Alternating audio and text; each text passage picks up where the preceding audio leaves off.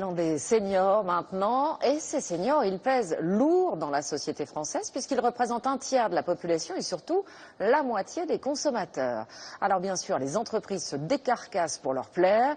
Nous retrouvons Julie Beckrich en direct sur place. Julie, bonjour. Vous allez nous faire visiter une maison où tout est conçu pour que ces seniors puissent rester chez eux en toute sécurité. Oui, Élise, 96% des seniors déclarent vouloir terminer leur vie chez eux, mais pour ça, il faut d'abord une cuisine sécurisée. Contre-exemple, contre-exemple avec ce placard. Il est haut, il est lourd, il est difficile à ouvrir. Souvent, les personnes âgées ont besoin d'un tabouret pour y accéder. Et évidemment, c'est dangereux. L'exemple à suivre, le voici, avec des placards à hauteur de vue et des tiroirs qui sont faciles à ouvrir et à fermer. Une simple pression suffit. Je vous emmène cette fois dans la chambre, avec là aussi un exemple à suivre et un contre-exemple. Le contre-exemple, vous le connaissez, ce sont ces lits, souvent très bas.